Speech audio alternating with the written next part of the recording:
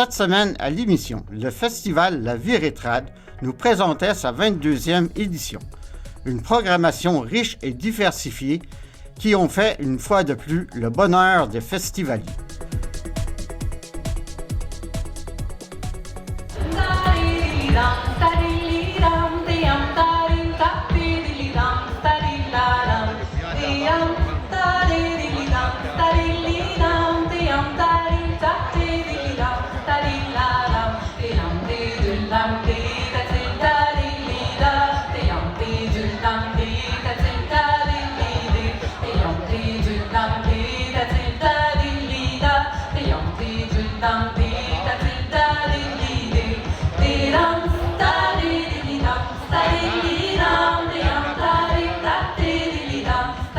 Oui, bonjour Samuel, peux-tu me parler de l'édition de cette année de La Vie Rétrade? Oui, 22e édition, très attendue, beaucoup de monde.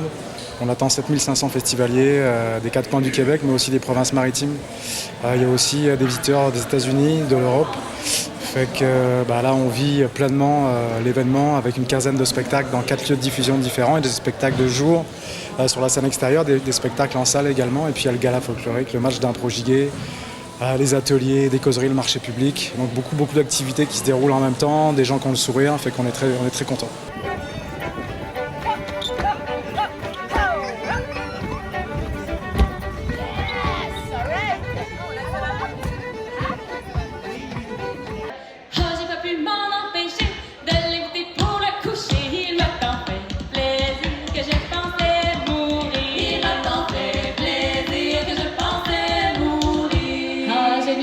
On a effectivement la moitié d'activités qui ont lieu à l'extérieur, puis la moitié qui ont lieu à l'intérieur, donc soit au Quai des Arts, soit au Centre des Congrès ou à la microbrasserie de Naufrageur. Donc effectivement, à l'extérieur, on peut retrouver tous les spectacles qui sont présentés sous le chapiteau de la Seine-et-Marche Avignon. Il y a le marché public qui regroupe 65 producteurs et artisans gaspésiens. Il y a l'école de cirque Saturne qui est là pour animer le lieu pour les enfants, petits et grands. Puis également de l'animation avec le Club Gigus. Il y a la concession alimentaire avec l'Ami Véritable qui cuisine avec des produits d'ici, dans une ambiance conviviale, chaleureuse. Tout le monde est content de se retrouver, des fois des gens qu'on n'a pas vus depuis longtemps. Fait que c'est une belle proposition pour prolonger la saison touristique aussi, en période automnale, dans un cadre idéal, exceptionnel entre mer et montagne. Et je trouve que c'est un événement qui a toute sa place à cette période-ci de l'année.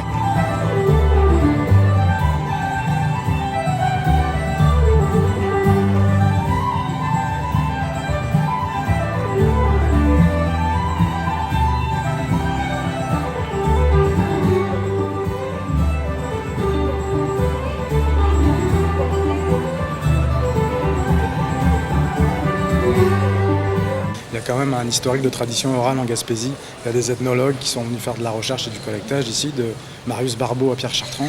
Puis il y a de moins en moins d'événements, on va dire, qui donnent la chance justement à nos musiciens ou à nos gigueurs de se rencontrer, de performer, d'échanger. En fait, nous, c'est aussi une partie de notre mission de pouvoir leur donner l'occasion de jouer sur scène. Ils peuvent participer à des sessions de jam, ils peuvent s'inscrire au gala folklorique. Il y a un atelier d'initiation au violon, à la gigue.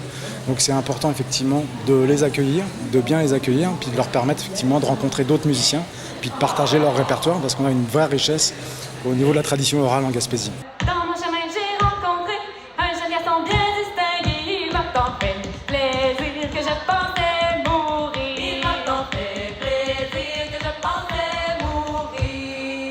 Tant fait de politesse que j'en suis toute ravie. On prépare déjà l'an prochain principalement par rapport à la programmation artistique parce qu'il faut s'y prendre d'avance, que les groupes, les artistes sont souvent très en demande.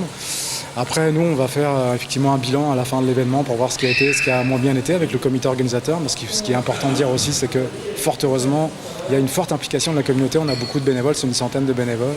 Un comité organisateur qui travaille très fort pour l'organisation de l'événement. Donc on fera le bilan au courant novembre pour essayer d'améliorer ce qui peut l'être. Et puis sinon, pour les spectacles, on essaye déjà d'y penser. Il n'est jamais assez trop tôt pour se positionner sur des offres en chanson, en musique ou en danse.